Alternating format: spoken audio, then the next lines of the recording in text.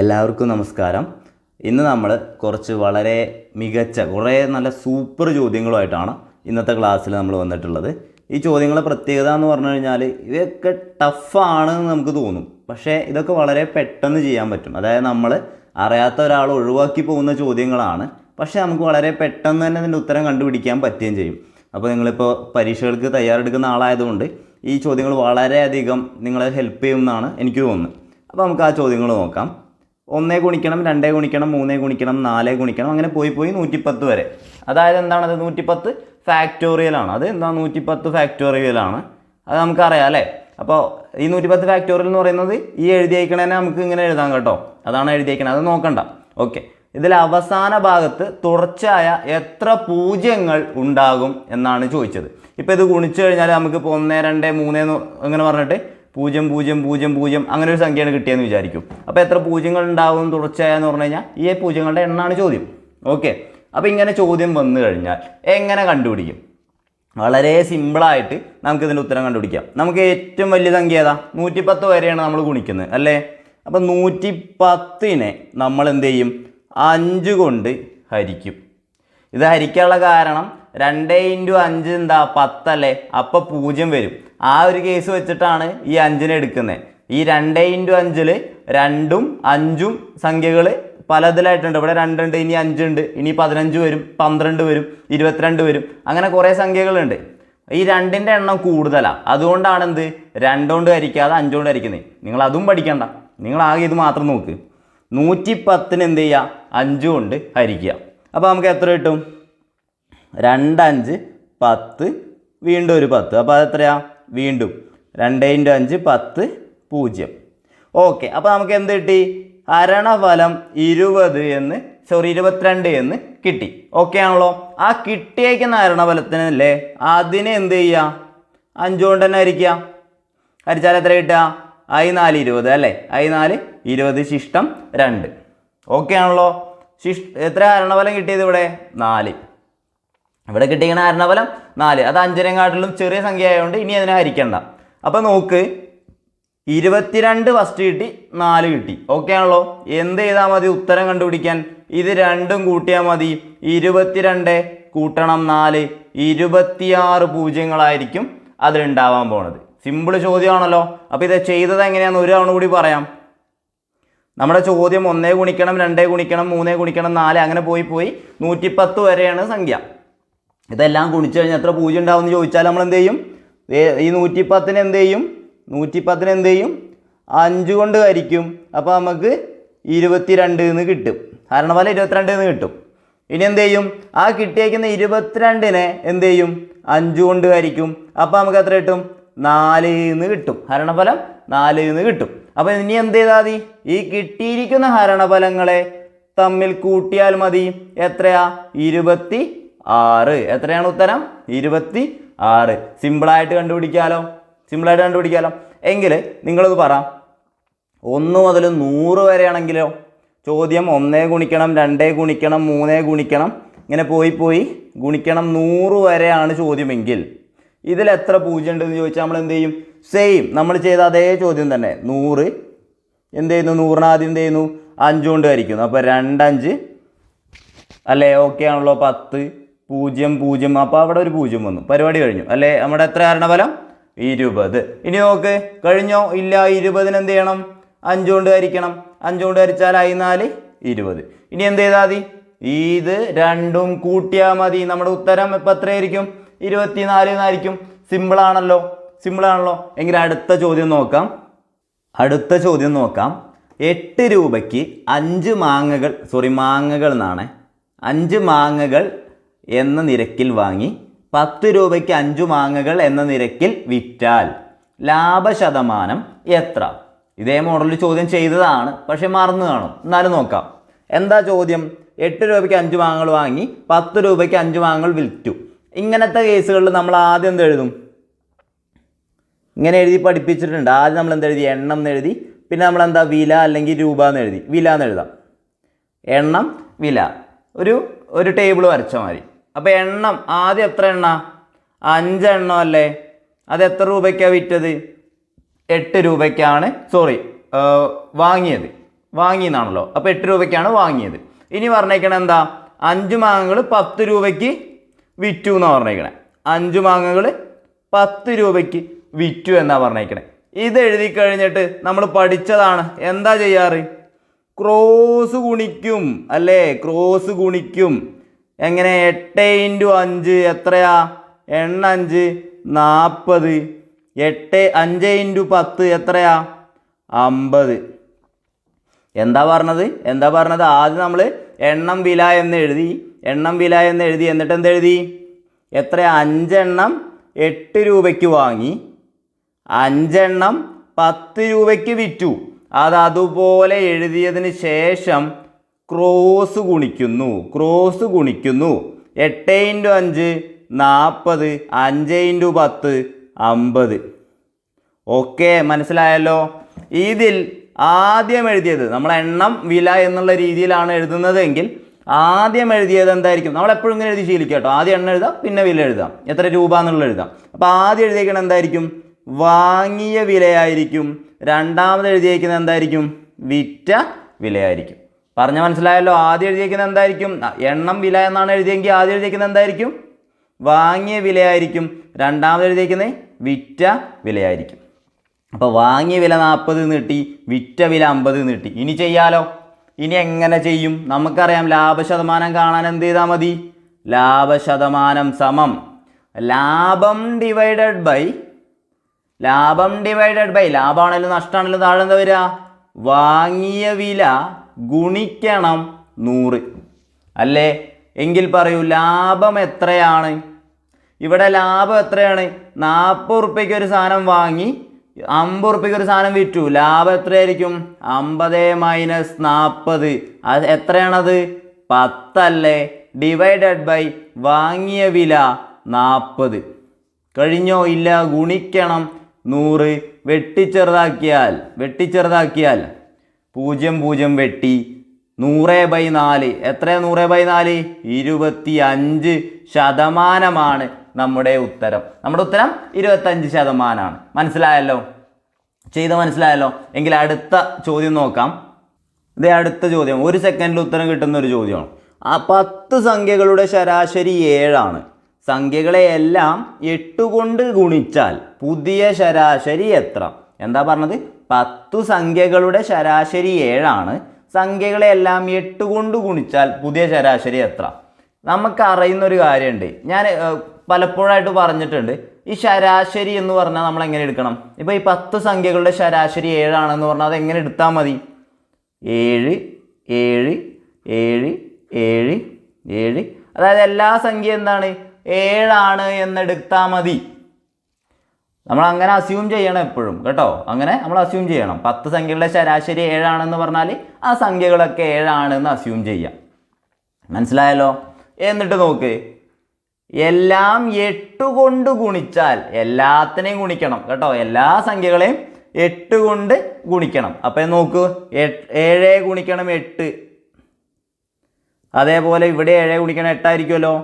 എല്ലാം എന്തായിരിക്കും, 7 ഗുണിക്കണം 8 ആണ് ചെയ്യേണ്ടത്. അപ്പോൾ ഇവിടെ എത്ര വരിക, 56. 8 56 അല്ലേ, 56 56 56 എന്ന് പറഞ്ഞ് അങ്ങനെ പോകും. അപ്പോൾ നോക്ക്, ഇതായിരുന്നു ആദ്യത്തെ ശരാശരി, ഇതൊക്കെ സെയിം ആണ്. അപ്പോൾ പുതിയ ശരാശരി എത്രയായിരിക്കും, 56 ആയിരിക്കും. സിമ്പിൾ ചോദ്യമല്ലേ. അപ്പോൾ ഈ ചോദ്യം ഇങ്ങനെ കിട്ടി ഇങ്ങനെ എഴുതേണ്ട ആവശ്യം കൂടിയില്ല. നോക്ക് എന്താ പറഞ്ഞേക്കണത്, ചോദ്യത്തിൽ പറഞ്ഞേക്കണേ 10 സംഖ്യകളുടെ ശരാശരി 7 ആണ്. ഓക്കെ, എഴുതി. ഇനി എന്താ പറഞ്ഞേ, എല്ലാ സംഖ്യകളെ 8 കൊണ്ട് ഗുണിച്ചാൽ പുതിയ ശരാശരി എത്ര. എന്ത് ചെയ്യുന്നു, 7 അങ്ങ് 8 കൊണ്ട് ഗുണിക്കുന്നു. 8 56 നമ്മുടെ ഉത്തരമായി. ഇനി എന്നാൽ ഇതിനെ നമുക്ക് വേറൊരു രീതിയിൽ എഴുതുകയാണെന്നുണ്ടെങ്കിൽ 5 സംഖ്യകളുടെ ശരാശരി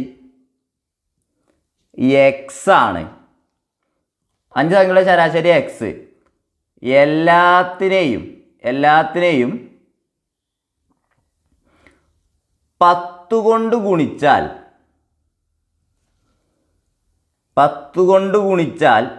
പുതിയ ശരാശരി എത്രയായിരിക്കും. അങ്ങനെ ചോദിച്ചാൽ എന്തായിരിക്കും നമ്മുടെ ഉത്തരം, പുതിയ ശരാശരി എന്ന് ചോദിച്ചാൽ എന്തായിരിക്കും നമ്മുടെ ഉത്തരം? അതന്നെ, എന്ത്? എക്സ് ഗുണിക്കണം 10, അതായത് 10x ആയിരിക്കും നമ്മുടെ ഉത്തരം. ഓക്കെ ആണല്ലോ, മനസ്സിലായല്ലോ? ഇനി നോക്ക് ഈ 10 കൊണ്ട് ഗുണിക്കുന്നതിന് ഒരു 5 കൊണ്ട് ഗുണിക്കുകയാണെന്നുണ്ടെങ്കിലോ 5x ആയിരിക്കും നമ്മുടെ ഉത്തരം. 5 ഗുണിക്കണം x ആയിരിക്കും നമ്മുടെ ഉത്തരം. മനസ്സിലായല്ലോ? എങ്കിൽ എല്ലാ സംഖ്യയെയും 5 കൊണ്ട് കൂട്ടിയാൽ, 5 വേണ്ട 2 എഴുതാം, തെറ്റായിരിക്കാനാ. 2 കൊണ്ട് കൂട്ടിയാൽ, എല്ലാ സംഖ്യയും 2 കൊണ്ട് കൂട്ടിയാൽ പുതിയ ശരാശരി എന്ന് പറഞ്ഞാൽ എന്തായിരിക്കും നമ്മുടെ പുതിയ ശരാശരി? X plus 2. നമ്മുടെ ശരാശരിയോട് ആ 2 കൂട്ടിയാൽ മതി. ഇനി എല്ലാത്തിനെയും 3 കൊണ്ട് കൂട്ടിയാൽ എന്തായിരിക്കും? എക്സ് പ്ലസ് 3 ആയിരിക്കും. ഇനി എല്ലാത്തിനെയും 2 കൊണ്ട് കുറച്ചാൽ, എല്ലാത്തിനും 2 കുറച്ചാൽ എന്നാണെങ്കിൽ എന്തായിരിക്കും? എക്സ് മൈനസ് 2 ആയിരിക്കും. എല്ലാത്തിൽ നിന്നും 4 കുറച്ചാൽ എന്നാണെങ്കിൽ എന്തായിരിക്കും? എക്സ് മൈനസ് 4 ആയിരിക്കും. അപ്പോൾ ഇനി നോക്ക് 5 സംഖ്യകളുടെ ശരാശരി 10. എല്ലാത്തിനെയും 4 കൊണ്ട് കൂട്ടിയാൽ പുതിയ ശരാശരി എത്രയായിരിക്കും എന്ന് ചോദിച്ചാൽ എന്തായിരിക്കും പുതിയ ശരാശരി? 10 കൂട്ടണം 4, 14. മനസ്സിലായല്ലോ? എങ്കിൽ അടുത്ത ചോദ്യം നോക്കാം. ചോദ്യം ശ്രദ്ധിക്കുക, വർക്ക് ഓൺ ടൈമിലുള്ള ചോദ്യമാണ്. ടഫ് ചോദ്യമാണെന്നാണ് തോന്നുക. ശരിക്കും ചെയ്താൽ സംഭവം ടഫാണ് താനും. പക്ഷെ നമുക്കൊരു ചെറിയ ട്രിക്ക് ഉണ്ട്, അത് പഠിച്ചാൽ വളരെ പെട്ടെന്ന് നമുക്കിത് കണ്ടുപിടിക്കാം. നോക്കിക്കോ, 3 പുരുഷന്മാരോ, വാക്കുകൾ ശരിക്കും ശ്രദ്ധിക്കണേ. 3 പുരുഷന്മാരോ 4 സ്ത്രീകളോ 43 ദിവസം കൊണ്ട് തീർക്കുന്ന ഒരു ജോലി 7 പുരുഷന്മാരും 5 സ്ത്രീകളും കൂടി എത്ര ദിവസം കൊണ്ട് തീർക്കും? ചോദ്യം മനസ്സിലായല്ലോ? ഈ ചോദ്യത്തിൽ തന്നിട്ടുള്ളത് എന്താണ്? പുരുഷന്മാർ, സ്ത്രീകൾ അങ്ങനെയാണ് തന്നിട്ടുള്ളത് അല്ലേ? ഓക്കെ, എങ്കിൽ 3 പുരുഷന്മാരോ എന്നാ പറഞ്ഞത്. എന്താണ് ഇവിടെ? ഓറാണ്. 3 പുരുഷന്മാരോ, അത് ശ്രദ്ധിക്കണം. 3 പുരുഷന്മാരോ 4 സ്ത്രീകളോ, ഈ ഓറാണ് എന്നുള്ളത് ഉറപ്പ് വരുത്തണം. ഓക്കെ, എന്താണ്? 43 ദിവസം കൊണ്ട് തീർക്കുന്ന ഒരു ജോലി. ഞാൻ ഇങ്ങനെ തന്നെ എഴുതുന്നത് മറക്കില്ലല്ലോ. 3 പുരുഷന്മാരും സ്ത്രീകളും എഴുതി, അതിൻ്റെ നേരെ താഴെ എന്തെഴുതി? പുരുഷന്മാരത് 3 ആണ്, സ്ത്രീകളത് 4 ആണ്. നേരെ എന്തെഴുതി? 43 ദിവസം കൊണ്ട് അവരെന്ത് ചെയ്യും? ജോലി തീർക്കും. ഇതിൻ്റെ അർത്ഥം എന്താ? 3 പുരുഷന്മാരെന്ത് ചെയ്യും? 43 ദിവസം കൊണ്ട് ജോലി തീർക്കും. അതുപോലെ തന്നെ 4 സ്ത്രീകളും എന്ത് ചെയ്യാം? 43 ദിവസം കൊണ്ട് ജോലി തീർക്കും. എങ്കിൽ 7 പുരുഷന്മാരും 5 സ്ത്രീകളും കൂടി, ഇവിടെ നോക്ക്, 7 പുരുഷന്മാരും ആൻഡ് എന്നാണ് അവിടെ വന്നത്. മനസ്സിലായല്ലോ? ആൻഡ് എന്നാണ് അവിടെ വന്നത്. എത്രയാണ്? 5 സ്ത്രീകളും കൂടി. എന്താ പറഞ്ഞത്? 7 പുരുഷന്മാരും 5 സ്ത്രീകളും കൂടി. ഇവിടെ എഴുതിയേക്കുന്ന കാര്യം മനസ്സിലായല്ലോ? ഒരു തവണ കൂടി ഞാൻ പറയുകയാണ്. തന്നേക്കുന്ന കാര്യം 3 പുരുഷന്മാരും 4 സ്ത്രീകളോ 3 പുരുഷന്മാരോ 4 സ്ത്രീകളോ 43 ദിവസം കൊണ്ട് തീർക്കുന്ന ഒരു ജോലി. അപ്പോൾ ഇതിൽ പറയുന്നത് ഇവർ ഓറാണ്. അതായത് 3 പുരുഷന്മാർ ചെയ്യും, 4 സ്ത്രീകളും ചെയ്യും, അതാണ് അതിൻ്റെ അർത്ഥം. അപ്പോൾ എന്താണ്? സെപ്പറേറ്റ് ജോലി ചെയ്യുകയാണ് അവർ ചെയ്യുക. അപ്പോൾ അതിനെന്ത് ചെയ്യണം? ഓറായിരിക്കും തുടക്കത്തിൽ തരുന്നത് ചോദ്യത്തിൻ്റെ. പിന്നെ ചോദ്യത്തിൻ്റെ സെക്കൻഡ് പാർട്ടിൽ തരുന്നത് എന്താണ്? 7 പുരുഷന്മാരും 5 സ്ത്രീകളും. ഇതെന്താണ്? ആൻഡാണ്. അത് ശ്രദ്ധിക്കണം. ഈ ചോദ്യം ശ്രദ്ധിക്കണം. എന്തായാലും ഈ മോഡൽ ചോദ്യങ്ങൾ ഇമ്പോർട്ടൻ്റ് ആണ്. ടഫ് ചോദ്യമായിരിക്കും, പക്ഷേ ഇത് പഠിച്ചാൽ സിമ്പിളാണ്. നോക്ക്, 3 പുരുഷന്മാരോ 4 സ്ത്രീകളോ, ആ വാക്ക് തന്നെ മനസ്സിലാവുന്നുണ്ടല്ലോ. അങ്ങനെയാണ് വരുന്നത് എങ്കിൽ പിന്നെ രണ്ടാമത്തെ ഭാഗത്ത്, ചോദ്യത്തിൻ്റെ രണ്ടാമത്തെ ഭാഗത്ത് ഇതാണ്, ഇവിടെ നോട്ടാണ് രണ്ടാമത്തെ ഭാഗം തുടങ്ങുന്നത്. 7 പുരുഷന്മാരും 5 സ്ത്രീകളും കൂടി. ഈ ചോദ്യങ്ങൾക്ക് പറയുന്ന മോഡൽ ഓർ ആൻഡ് മോഡലാണ്. ഓർ ആൻഡ് മോഡൽ എന്നാണ് പറയാം. അപ്പോൾ ഇതെങ്ങനെ ചെയ്യാം എന്നാണ് നോക്കുന്നത്. അപ്പോൾ ഇത് നമ്മളിത് എഴുതി കഴിഞ്ഞാൽ ഇങ്ങനെ എഴുതാൻ മനസ്സിലായല്ലോ. ഇങ്ങനെ എഴുതി കഴിഞ്ഞാൽ നമ്മൾ എന്ത് ചെയ്യും? നേരെ ഗുണിക്കുക. 3 ഗുണിക്കണം 4 ഗുണിക്കണം 43. ഓക്കെ, ഡിവൈഡഡ് ബൈ ഇനി എന്ത് ചെയ്യും? ക്രോസ് ഗുണിക്കുക. എങ്ങനെ? 7 4 28. സോറി, ഞാൻ എഴുതാൻ വേണമെങ്കിൽ 7 × 4 പ്ലസ് 3 × 5. ഓക്കെ, മനസ്സിലായല്ലോ. ഇവിടെ പ്ലസ് ആണ് എന്നുള്ള കാര്യം മറക്കരുത്. എന്ത് ചെയ്തത്? ക്രോസ് ഗുണിച്ചു. 7 × 4 28 കൂട്ടണം 3 × 5 15. കറക്റ്റ് ആണല്ലോ? എങ്കിൽ പറയൂ, 3 × 4 ഗുണിക്കണം 43 ഡിവൈഡഡ് ബൈ, ഞാൻ എഴുതാം, 3 × 4 ഗുണിക്കണം 43 ഡിവൈഡഡ് ബൈ 28 പ്ലസ് 15 എത്ര കൂട്ടിയാൽ കിട്ടുക?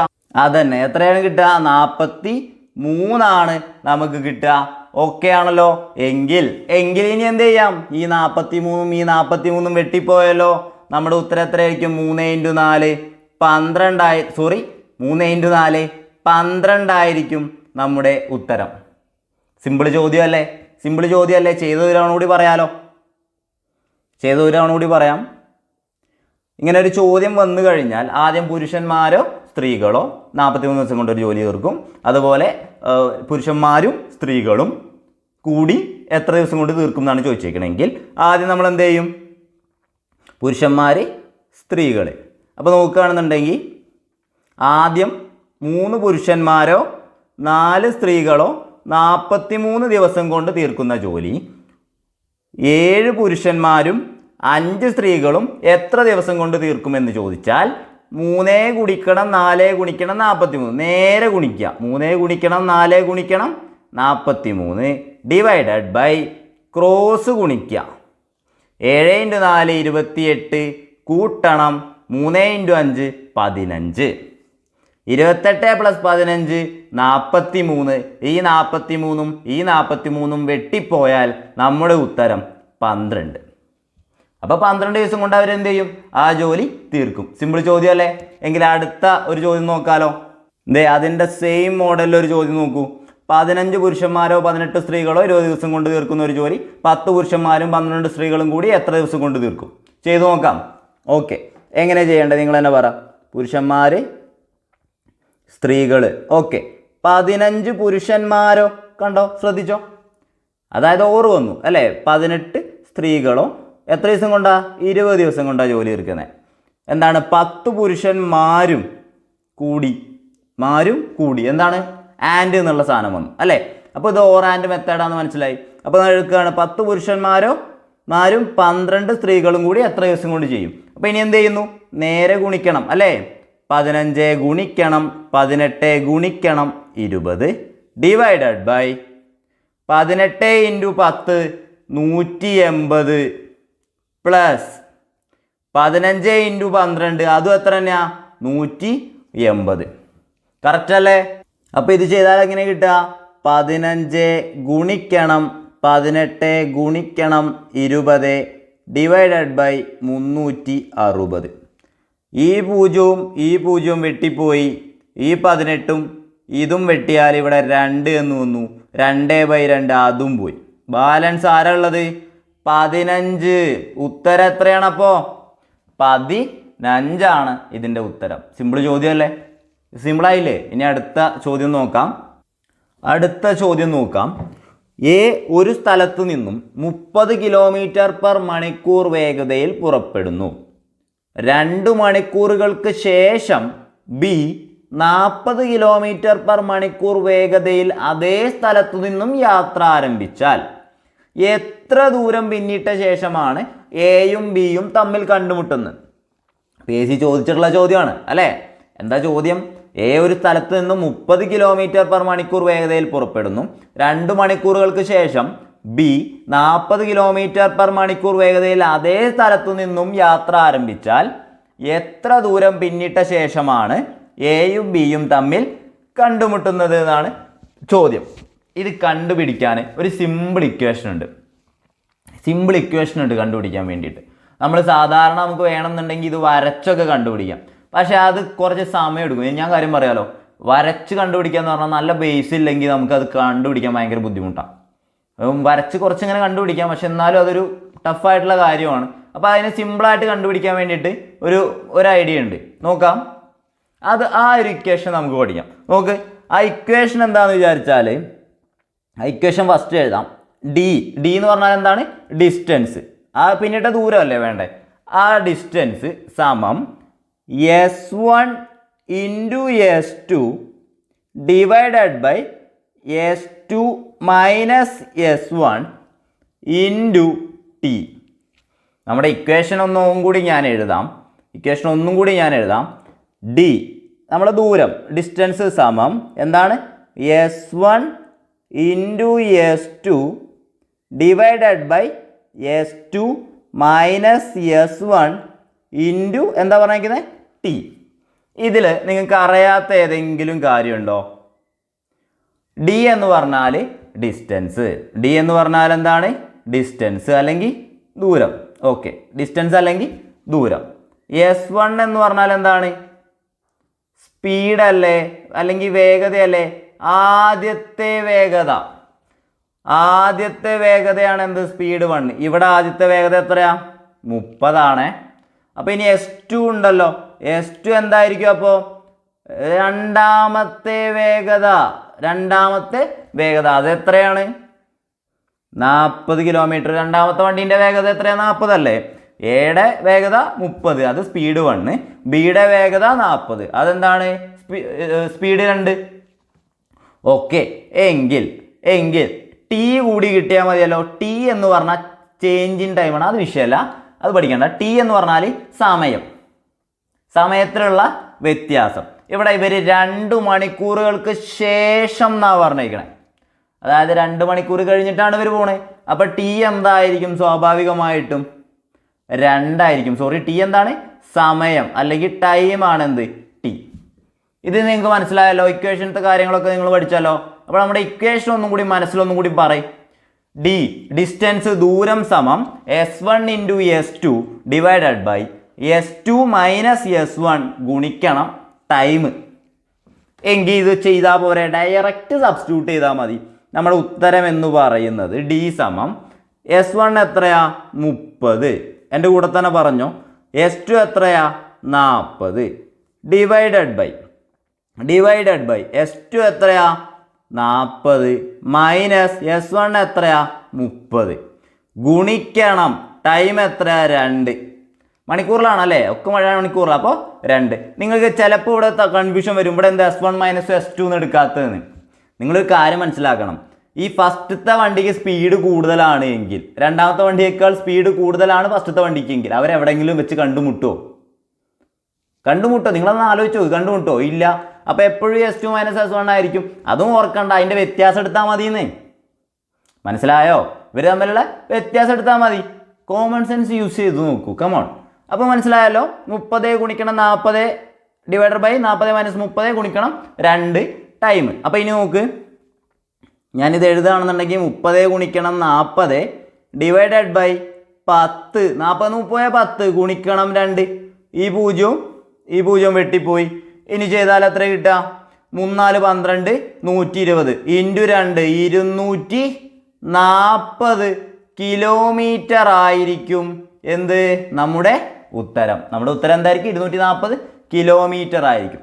ഓക്കെ, സിമ്പിളാണ്. ഒരൊറ്റ കുഞ്ഞ് ഇക്വേഷൻ പഠിച്ചാൽ ഈ ഇക്വേഷൻ പഠിച്ചോ. കാരണം വേറെ കാര്യത്തിൽ നമുക്ക് ഉപയോഗിക്കാം, വേറെ മോഡലിൽ നമുക്ക് ഉപയോഗിക്കാം. അത് നമുക്ക് വേറെ ക്ലാസ്സിൽ പറയാം, അടുത്ത ക്ലാസ് തന്നെ പറയാം കേട്ടോ. ഇത് വെച്ചിട്ടുള്ള ചോദ്യം വേറൊരു മോഡലിലും കൂടി ഇത് ഉപയോഗിക്കാം. ഇക്വേഷൻ സെയിം ഇക്വേഷൻ പഠിക്കാം. അപ്പോൾ അതൊന്ന് പഠിച്ചു വെച്ചോ. ഇക്വേഷൻ പഠിച്ചോ. എന്താണ് എവിടെ ഇത് ഉപയോഗിക്കേണ്ടത്? ഒരു വണ്ടി എന്ത് ചെയ്താൽ ആദ്യം ഒരു സ്പീഡിൽ ആദ്യം തന്നെ പോയി. ഇനി എന്താണ്? കുറച്ച് സമയം കഴിഞ്ഞിട്ട്, ആ സമയം നോക്കണം. കുറച്ച് സമയം കഴിഞ്ഞിട്ട്, അതാണ് എന്ത്? നമ്മുടെ ടി എന്ന് പറയുന്നത്. അത് കഴിഞ്ഞിട്ട് എന്ത് ചെയ്യും? വേറൊരു വണ്ടി അതിൻ്റെ പിന്നാലെ പോയി. എന്നിട്ട് എന്ത് ചെയ്യുന്നു? അതേ സ്ഥലത്തു നിന്നാണ് പോണത്. അപ്പോൾ എന്ത് ചെയ്യും? രണ്ടും കൂടി ഒരുമിച്ച് ക്രോസ് ചെയ്യില്ലേ? അപ്പോൾ ബാക്കത്തെ വണ്ടിക്ക് ഫ്രണ്ട് പോയ വണ്ടിനെക്കാട്ടും സ്പീഡ് കൂടുതലാണെങ്കിൽ ഏതെങ്കിലും ഒരു പോയിന്റിൽ എന്ത് ചെയ്യും? ആ ബാക്കത്തെ വണ്ടി ഫ്രണ്ടത്തെ വണ്ടീനെ ക്രോസ് ചെയ്ത് പോകുമല്ലോ. അപ്പോൾ ആ പോയിന്റ് ഏതാണ്? അത്ര ദൂരം, അതെത്രയാണ് ആ ദൂരം എന്നാണ് നമ്മളോട് ചോദിക്കുക. അപ്പോഴാണ് നമ്മൾ എന്ത് ചെയ്യേണ്ടത്? ഈ ഒരു ഇക്വേഷൻ അവിടെ ഉപയോഗിക്കേണ്ടത്. ഇക്വേഷൻ എന്തായിരുന്നു?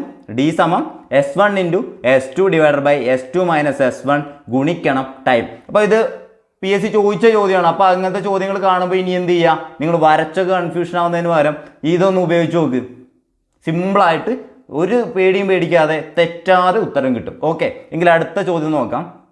അടുത്ത ചോദ്യം, തന്നിട്ടുള്ള സംഖ്യകളിൽ 9 കൊണ്ട് വിശേഷമല്ല നിശേഷം എന്നാണ്, 9 കൊണ്ട് നിശേഷം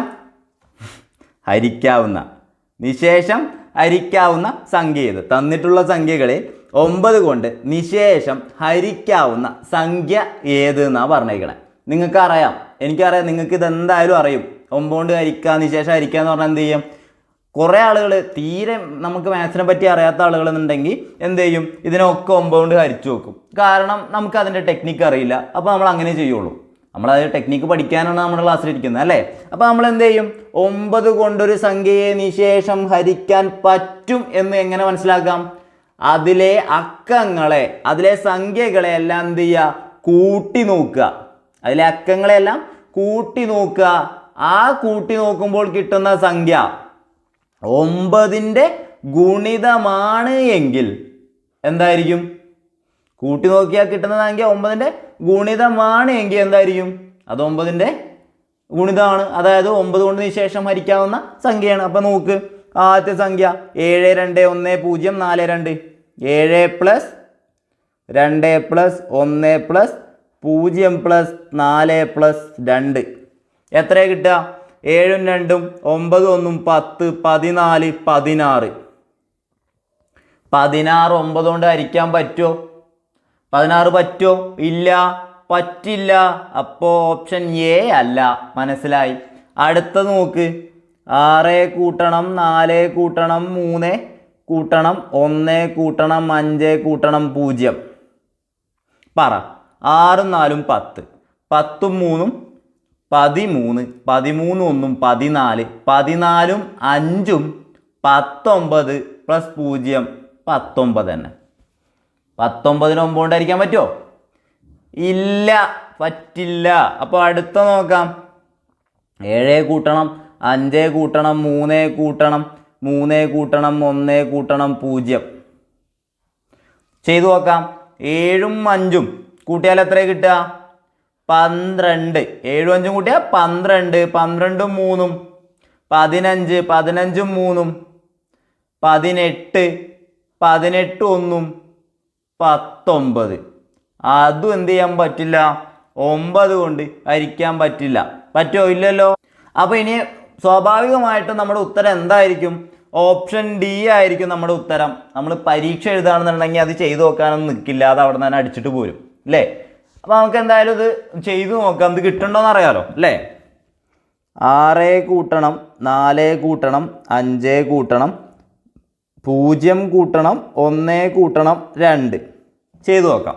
6ഉം 4ഉം 10, 10ഉം 5ഉം 15, 15ഉം 0 15 തന്നെ പ്ലസ് 1 16 പ്ലസ് 2 18. 18 എന്തുകൊണ്ട് ഹരിക്കാൻ പറ്റും? 9 കൊണ്ട് ഹരിക്കാൻ പറ്റും, കാരണം അത് 9ന്റെ ഗുണിതമാണ്. അപ്പോൾ നമ്മുടെ ഉത്തരം എന്താണ്? 6 4 5 0 1 2 ആയിരിക്കും 9 കൊണ്ട് നിശേഷം ഹരിക്കാവുന്ന സംഖ്യ എന്ന് പറയുന്നത്. മനസ്സിലായല്ലോ? അതുപോലെ തന്നെ ഈ 9ന്റെ സെയിം പ്രത്യേകതയാണ് ആർക്കുള്ളത്? 3നും ഉള്ളത്. 9ന്റെ സെയിം പ്രത്യേകതയാണ് ആർക്കുള്ളത്? 3നും ഉള്ളത്. അപ്പം 3 കൊണ്ട് ഹരിക്കാൻ പറ്റുമോ നോക്കാൻ എന്ത് ചെയ്താൽ മതി? ആ സംഖ്യകളെല്ലാം കൂട്ടിയിട്ട് എന്ത് ചെയ്യുക? അതിനെ 3 കൊണ്ട് ഹരിക്കാൻ പറ്റുമോ നോക്കുക. ഇതേമാതിരി ഈ സംഖ്യകളെ അക്കങ്ങളെല്ലാം കൂട്ടിയിട്ട് 3 കൊണ്ട് ഹരിക്കാൻ പറ്റുമോ നോക്കിയാൽ അത് 3 കൊണ്ട് ഹരിക്കാൻ പറ്റുന്നൊരു സംഖ്യയാണെന്ന് മനസ്സിലാവും. അപ്പോൾ നമ്മൾ 9ഉം പഠിച്ചു, 3ഉം പഠിച്ചു. ഓക്കെ, അടുത്ത ക്ലാസ്സിൽ നമ്മൾ എന്ത് ചെയ്യും? ബാക്കിയുള്ള സംഖ്യകൾ വെച്ചിട്ടുള്ളതും പഠിക്കാം. അപ്പോൾ അടുത്ത ചോദ്യം നോക്കാം.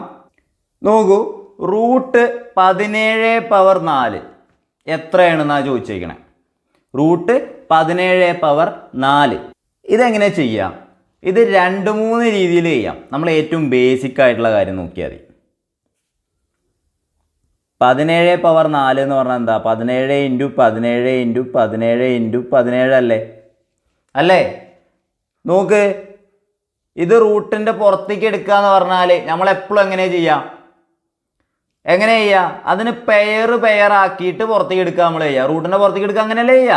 അപ്പോൾ ഇവിടെ നോക്കുമ്പോൾ നോക്ക്, 2 എണ്ണം 17 × 17. അപ്പോൾ നമ്മൾ എന്ത് ചെയ്തു? ഒരു 17 പുറത്തേക്ക് ഇറക്കി. ഇവിടെ ഇതാക്കുന്നത് 17 × 17 ഉണ്ട്. അപ്പോൾ അതും രണ്ടെണ്ണം ഒരു പെയറായല്ലോ. അപ്പോൾ അതും പുറത്തേക്ക് ഇറക്കി. 17 × 17 എത്രയായിരിക്കും നമ്മുടെ ഉത്തരം? 17 × 17 289 ആണ് എന്ത് നമ്മുടെ ഉത്തരം എന്ന് പറയുന്നത്. മനസ്സിലായല്ലോ. ഇനി അതേ മോഡലിൽ വേറൊരു ചോദ്യം നോക്കാം. റൂട്ട് ഓഫ് 13⁴ ആണെങ്കിൽ എന്തായിരിക്കും? 13⁴ ആണെങ്കിൽ എന്തായിരിക്കും? റൂട്ട് ഓഫ് 13 × 13 × 13 × 13 എത്രയായിരിക്കും? 2 13 ഉണ്ട് അല്ലേ. അപ്പോൾ എന്തായിരിക്കും പുറത്ത്? 1 13 ഗുണിക്കണം ഇവിടെ 2 13 അല്ലേ. അപ്പോൾ എത്രയായിരിക്കും? 1 13 എത്രയായിരിക്കും ഉത്തരം? 169 ആയിരിക്കും. ഉത്തരം മനസ്സിലാവുന്നുണ്ടല്ലോ. എങ്കിൽ റൂട്ട് 25⁴ കണ്ടോ, ഇതെത്രയായിരിക്കും? ഇതും വേണമെങ്കിൽ നമുക്ക് എന്ത് ചെയ്യാം? 25 ഗുണിക്കണം 25 ഗുണിക്കണം 25 ഗുണിക്കണം 25 എന്ന് പറഞ്ഞിട്ട് എന്ത് ചെയ്യാം? പെയർ ആക്കിയിട്ട് പുറത്തേക്ക് എടുത്തിട്ട് 25 ഗുണിക്കണം 25 എഴുതാം. ഇപ്പം ഇത്രയും നേരം ചെയ്തപ്പോൾ നിങ്ങൾക്കൊരു കാര്യം മനസ്സിലായില്ലേ? 25⁴ ഇതിൻ്റെ നേർപകുതി എടുത്താൽ എന്തായി? റൂട്ടിൻ്റെ പുറത്തെത്തി. മനസ്സിലാവുന്നുണ്ടോ? 25⁴ ഇതിന് റൂട്ടിൻ്റെ പുറത്തേക്ക് വരിക എന്ന് പറഞ്ഞാൽ എന്തായി? അത് 25² എന്നായി. അതായത് റൂട്ട് എന്ന് പറയുന്നത് ഇതിനെ ശരിക്കും ഇങ്ങനെ എഴുതാം കേട്ടോ. 25⁴ ഹോൾ പവർ 1/2. ഈ റൂട്ട് സ്ക്വയർ റൂട്ട് എന്ന് പറഞ്ഞാൽ എന്താ അതിൻ്റെ അർത്ഥം? ഹോൾ പവർ 1/2 ആണ്. അത് മനസ്സിലാക്കുക. അപ്പോൾ ഇതിങ്ങനെ വന്നു കഴിഞ്ഞാൽ a⁴m ഹോൾ പവർ n ഫോർമാറ്റിലാവും. ബേസിക്കായിട്ട് പഠിക്കേണ്ടവർ ഇത് പഠിച്ചാൽ മതി. ഇത് കുറച്ചുകൂടി അഡ്വാൻസ്ഡ് ആണ്. മനസ്സിലാക്കണം എന്നുള്ളവർ മനസ്സിലാക്കിയാൽ മതി കേട്ടോ. a⁴m ഹോൾ പവർ n ആണ് ഈ ഫോർമാറ്റ്. മനസ്സിലായല്ലോ. അപ്പോൾ അതിനെ നമുക്ക് എങ്ങനെ എഴുതാം? a⁴m × n എന്ന് എഴുതാം. അപ്പോൾ ഇവിടെ എഴുതുകയാണെന്നുണ്ടെങ്കിൽ 25⁴ ഉണ്ടല്ലോ ഇൻറ്റു 1/2. 4 × 1/2 എത്രയാണ്? 4 × 1/2 എത്രയാണ്? 2. 2 4 വെട്ടിപ്പോയി. 2 25⁴ 625. അങ്ങനെ നമുക്ക് കണ്ടുപിടിക്കാം. ഓക്കെ ആണല്ലോ. അടുത്ത ചോദ്യം നോക്കൂ. 9, 6 എന്നീ സംഖ്യകളുടെ മൂന്നാം അനുപാതം എന്ത് എന്നാണ് ചോദിച്ചിരിക്കണേ. ഇത് ഞാൻ വേറൊരു രീതിയിൽ പറയാം. ഈ ചോദ്യം ചെയ്യുന്നതിന് മുമ്പ് വേറൊരു രീതിയിൽ പറയാം. ABC ഇവ അനുപാതത്തിലാണെങ്കിൽ എന്താ പറയുന്നത്? ABC എയും ബിയും സി എന്ന് പറഞ്ഞു കഴിഞ്ഞാൽ ഏതെങ്കിലും സംഖ്യകൾ 1 2 3 അങ്ങനത്തെ ഏതെങ്കിലും സംഖ്യകളാണെന്ന് വിചാരിക്കാം. ABC ഇവ അനുപാതത്തിലാണ് എങ്കിൽ എന്തായിരിക്കും എന്നറിയോ? A/B = B/C ആയിരിക്കും. ഞാൻ പറഞ്ഞ മനസ്സിലായോ? എന്താ പറഞ്ഞത്? ABC ഇവ അനുപാതത്തിലാണ് എങ്കിൽ A/B എന്തായിരിക്കും? B/C ആയിരിക്കും. ഇത് അനുപാതത്തിൽ 3 സംഖ്യകൾ അനുപാതത്തിലാണോ എന്ന് ചെക്ക് ചെയ്യുന്ന കാര്യമാണ്. ഓക്കെ. എങ്കിൽ നോക്ക് ഇവിടുത്തെ കേസിൽ ഓക്കെ ഞാനിത് മായ്ക്കുന്നില്ല, ഒന്നും കൂടി എഴുതാം. A/B = എന്തായിരിക്കും? B/C ആയിരിക്കും. എന്ത്? A/B/C ഇവ അനുപാതത്തിൽ ആണെങ്കിൽ. ഓക്കെ. എങ്കിൽ പറയും 9, 6 മൂന്നാമത്തെ സംഖ്യ നമുക്കറിയില്ല. അപ്പോൾ അതെങ്ങനെ എഴുതണം? 9/6 6 സംഖ്യ. ഓക്കെ ആണല്ലോ. എങ്കിൽ എന്ത് ചെയ്താൽ മതി? ഇത് നേരെ ഇവിടേക്ക് വരും. ഇവിടെ ഹരണമായതുകൊണ്ട് ഇവിടെ ഗുണനത്തിലേക്ക് വരും. 9 ഗുണിക്കണം ആ സംഖ്യ ഇവിടെ 6 എന്താണ്? ഇവിടെ ഹരണമാണ്. അത് എന്ത് ഇവിടെ വരും? അപ്പോൾ ഗുണനമാകും. അപ്പോൾ 6 ഗുണിക്കണം 6. ഇതിനെ വേറെ രീതിയിലും പറയാം, അത് പഠിക്കണമെന്നില്ല. ഓക്കെ. അപ്പോൾ ഇനി നോക്ക്, സംഖ്യയാണ് നമുക്ക് കിട്ടേണ്ടത് അല്ലേ. അപ്പോൾ ആ സംഖ്യ കിട്ടാൻ എന്ത് ചെയ്യുക? ആ സംഖ്യനെ മാത്രം അവിടെ നിർത്തുക. എന്നിട്ട് എന്ത് ചെയ്യുക? 6 ഗുണിക്കണം 6ൻ്റെ അടുത്തോട്ട് ആര് പോകണം? ഈ 9 പോകണം. 9 ഇവിടെ ഗുണിക്കല, അപ്പോൾ ഇവിടെ വരുമ്പോൾ എന്താവും? ഹരിക്കലാവും. ഇനി നമുക്ക് വെട്ടിച്ചെറുതാക്കാം അല്ലേ. 3 കൊണ്ട് വെട്ടുകയാണെന്നുണ്ടെങ്കിൽ 3 × 3 ആണ് 9. ഇവിടെ 2 × 3 ആണ് 9. ഇനിയും വെട്ടാലോ ഇവിടെ? ഇപ്പോൾ 1 ഇവിടെ എത്രയാ? 2 2 × 2 4 ആയിരിക്കും നമ്മുടെ ഉത്തരം. അപ്പോൾ 9, 6, 4 ഇതായിരിക്കും എന്ത്? അനുപാതം. അപ്പോൾ മൂന്നാം അനുപാതം ആരാ? 4 ആണ്. മനസ്സിലായല്ലോ. സിമ്പിൾ ചോദ്യമാണല്ലോ. ഇതിനെ വേണമെങ്കിൽ നമുക്ക് എങ്ങനെ എഴുതാമെന്നറിയോ? ഇതിൻ്റെ കൂട്ടത്തിൽ നമുക്ക് വേണമെന്നുണ്ടെങ്കിൽ ജസ്റ്റ് ഒന്ന് പഠിക്കാൻ വേണ്ടിയിട്ടാണ്. ഇത് മാത്രം പഠിച്ചാൽ മതി. അല്ലെങ്കിൽ ഇതിൻ്റെ കൂടെ ഒന്നും കൂടി മനസ്സിലായിക്കോ. ഇത് നമുക്കിങ്ങനെ ക്രോസ് ചെയ്യാൻ പറ്റും. അങ്ങനെ ക്രോസ് ചെയ്യാൻ പറ്റും. അങ്ങനെ നമുക്ക് ഇക്വേഷൻ ആക്കാൻ പറ്റും. അപ്പോൾ ഇതിന് നമുക്ക് വേണമെന്നുണ്ടെങ്കിൽ എ ഇൻറ്റു സി സമം ബി സ്ക്വയർ അങ്ങനെ നമുക്ക് എഴുതി വയ്ക്കാൻ പറ്റും. അതേപോലെ തന്നെ ഇതിൽ വേണമെന്നുണ്ടെങ്കിൽ നമുക്ക് ഇങ്ങനെ എഴുതാമെന്ന് അറിയാം. ഇപ്പോൾ സി അല്ലേ കാണാൻ പറഞ്ഞു, സി സമം ബി സ്ക്വയർ ബൈ എ. അപ്പോൾ മൂന്നാം അനുപാതം കാണാൻ പറഞ്ഞാൽ നമ്മൾ ഇത് മാത്രം ചെയ്താലും മതി. ഇനിയിപ്പോൾ ഇക്വേഷൻ പഠിക്കാൻ കഴിവുള്ള ആളുകളാണെന്നുണ്ടെങ്കിൽ ഇത് പഠിച്ചാലും മതി. മൂന്നാം അനുപാതം കാണാൻ പറഞ്ഞാൽ എന്ത് ചെയ്താൽ മതി, സി സമം ബി സ്ക്വയർ മൈനസ് എ. ഇവിടെ ബി എന്താ 6, 6 സ്ക്വയർ ബൈ എ എന്താ 9, 36/9, 9 4 36, ഉത്തരം 4. അങ്ങനെയും കിട്ടും കേട്ടോ. അങ്ങനെ നമുക്ക് കണ്ടുപിടിക്കാം. മാത്സ് ആണല്ലോ, ഏത് രീതി വേണമെങ്കിലും നമുക്ക് എടുക്കാം. ഏറ്റവും സിമ്പിളായിട്ട് നിങ്ങൾക്ക് മനസ്സിലാവുന്ന രീതി ഏതാണോ അത് നിങ്ങൾ ചൂസ് ചെയ്യാം. എങ്കിൽ അടുത്ത ചോദ്യം നോക്കാം.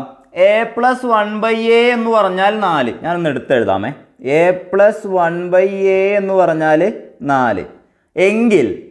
എങ്കിൽ A square plus 1/a square എത്രയാണ് എന്നാണ് ചോദ്യം. ഈ ചോദ്യങ്ങൾ നിങ്ങൾ കണ്ടിട്ടുണ്ടാവും. അപ്പോൾ നമുക്ക് കുറച്ച് കൺഫ്യൂസിങ് ആയിട്ടുള്ള ചോദ്യമാണ് അല്ലേ. ഇതിന് കുറേ കാര്യങ്ങളൊക്കെ ചെയ്ത് നമുക്ക് കണ്ടുപിടിക്കാൻ പറ്റും. പക്ഷേ സിമ്പിളാണ്, വളരെ സിമ്പിളായിട്ട് ഇത് ചെയ്യാം. എന്ത് ചെയ്താൽ മതി, എ പ്ലസ് 1/a 4 പറഞ്ഞിട്ടുണ്ടല്ലോ. എന്താ പറഞ്ഞത്, എ പ്ലസ് 1/a എന്താണ് പറഞ്ഞിട്ട് 4 പറഞ്ഞിട്ട്. അപ്പോൾ നമ്മൾ A square plus 1/a square കാണാൻ വേണ്ടിയിട്ട് ഈ 4 ഉണ്ടല്ലോ, ഈ എ പ്ലസ് 1/a ഉണ്ടല്ലോ, അതിന് കിട്ടുന്ന എന്താണ് 4. അതിൻ്റെ സ്ക്വയർ എടുക്കാം, 4ൻ്റെ സ്ക്വയർ എടുക്കുക. എന്നിട്ട് അതിൽ നിന്ന് 2 കുറയ്ക്കുക.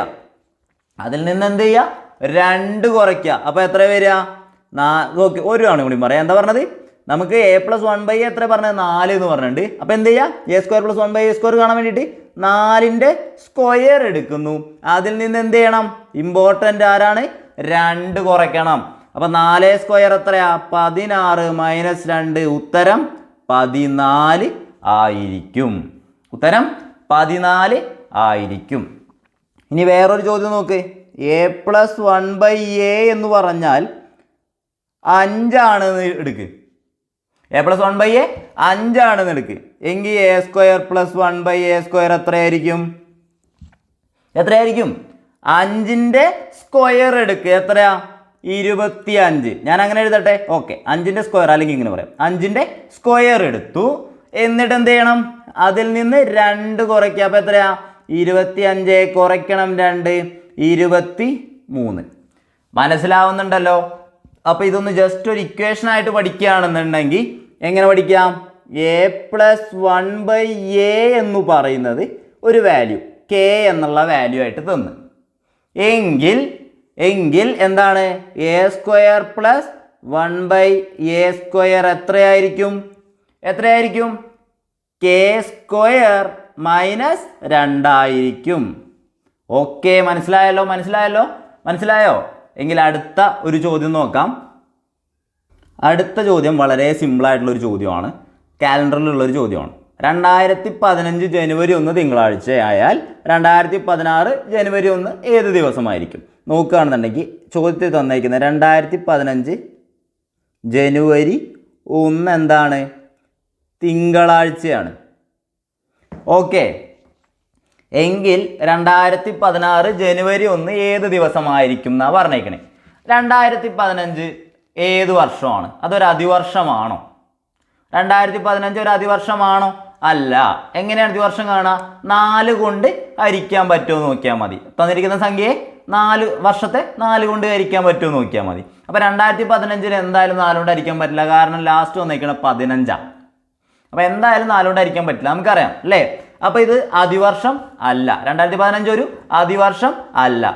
എങ്കിൽ അതിവർഷം അല്ല എങ്കിൽ 2015 ഡിസംബർ 31, അതായത് ആ വർഷത്തെ അവസാനത്തെ ദിവസം എന്തായിരിക്കും? ഇത് തിങ്കളാണെങ്കിൽ അവസാന ദിവസം എന്തായിരിക്കും? തിങ്കളാഴ്ച തന്നെ ആയിരിക്കും. പഠിച്ചോ? നല്ല കാര്യമാണ്. അറിയാത്തവർ മാത്രം പഠിച്ചാൽ മതി, അറിയുന്നവർ പഠിക്കണ്ട. 2015 ജനുവരി 1 തിങ്കളാഴ്ചയാണെങ്കിൽ 2015 ഡിസംബർ 31 എന്തായിരിക്കും?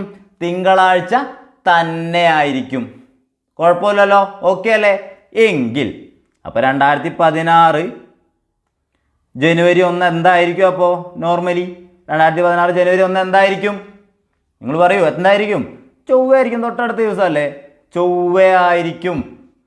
ഓക്കെ, സിമ്പിളായിട്ട് നമുക്ക് ഉത്തരം കിട്ടും അല്ലേ? ഇതൊന്നും എഴുതേണ്ട ആവശ്യമില്ല, ഇത് ഞാൻ നിങ്ങൾക്ക് മനസ്സിലാവാൻ വേണ്ടി പറഞ്ഞതേ ഉള്ളൂ. ഓക്കെ, എങ്കിൽ നോക്ക്, ഇപ്പം ഇതിൻ്റെ ഉത്തരം ചൊവ്വയാണെന്ന് നമുക്ക് കിട്ടി. എങ്കിൽ നോക്ക്, 2016 ജനുവരി 1 ചൊവ്വാഴ്ചയാണ്. എങ്കിൽ 2017 ജനുവരി 1 എത്രയാണ്? ഇപ്പം എങ്ങനെ ചെയ്യും? 2016 ഡിസംബർ 31 എത്രയാണെന്ന് നോക്ക്. ഇത് ശരിക്കും നിങ്ങൾക്ക് ഡയറക്റ്റായിട്ട് ചെയ്യാം കേട്ടോ, പക്ഷെ എന്നാലും ഞാൻ ഇത് മനസ്സിലാവാൻ വേണ്ടിയിട്ടാണ് ഈ രീതിയിൽ പറയണേ. അപ്പോൾ 2016 ഡിസംബർ 31 ഏത് ദിവസമാണെന്ന് നോക്ക്. ഞാൻ പറഞ്ഞു ഇതെന്താണ്, അതിവർഷമാണോ എന്ന് ആദ്യം നോക്കണം. അതിവർഷമാണോ എന്ന് ആദ്യം നോക്കിയാൽ 2016 ഒരു അതിവർഷമാണോ? നമ്മൾ എന്ത് ചെയ്യാൻ പറഞ്ഞു? 4 കൊണ്ട് അരിച്ചു നോക്കിയാൽ മതി അതിവർഷമാണോ എന്ന് അറിയാൻ. അപ്പോൾ ഇവിടെ നോക്കുകയാണെന്നുണ്ടെങ്കിൽ 16 ലാസ്റ്റത്തെ 2 കൊടുത്താൽ പോരെ. 4 കൊണ്ട് ഹരിക്കാൻ എന്ത് ചെയ്യണം? 4 കൊണ്ട് ഒരു സംഖ്യയെ ഹരിക്കാൻ, നിശേഷം ഹരിക്കാൻ പറ്റുമോ എന്ന് നോക്കുക. എങ്ങനെയാ? 2016 ഒരു സംഖ്യയാണ്, അതിനെ 4 കൊണ്ട് നിശേഷം ഹരിക്കാൻ പറ്റുമോ നോക്കാൻ എന്ത് ചെയ്താൽ മതി? അവസാനത്തെ 2 അക്കത്തെ എടുക്കുക. 16, അത് 4 കൊണ്ട് ഹരിക്കാൻ പറ്റുമോ? പറ്റും. എങ്കിൽ 2016 4 കൊണ്ട് ഹരിക്കാൻ പറ്റും. അപ്പോൾ 2016 എന്താ? ഒരു അതിവർഷം ആണ്. ഓക്കെ, അതിവർഷമാണെങ്കിൽ ലാസ്റ്റത്തെ ദിവസം എന്താ വരിക? ഒരു ദിവസം എക്സ്ട്രാ വന്നു. ലാസ്റ്റ് ദിവസം അപ്പം എന്താ വരിക? ചൊവ്വയാണോ വരിക? അല്ല, എന്താ വരിക? ബുധനാണ് വരിക. ഓക്കെ ആണല്ലോ. എങ്കിൽ 2017 ജനുവരി 1 എന്ന് പറയുന്നത് അപ്പം എന്തായിരിക്കും? അടുത്ത ദിവസം വ്യാഴമായിരിക്കും, വ്യാഴാഴ്ച ആയിരിക്കും. ഓക്കെ ആണല്ലോ, മനസ്സിലായല്ലോ? ഇത്രയും ചോദ്യങ്ങളാണ് ഇന്നത്തെ ക്ലാസ്സിൽ നമ്മൾ ഡിസ്കസ് ചെയ്യാൻ വേണ്ടി വിചാരിച്ചിരുന്നത്. അപ്പോൾ നിങ്ങളെല്ലാവരും നന്നായിട്ട് പഠിക്കുക, നല്ല മാർക്ക് ഉണ്ടാവട്ടെ, നല്ല ജോലിയിൽ എല്ലാവരും എത്താൻ സാധിക്കട്ടെ. അപ്പോൾ താങ്ക് യു.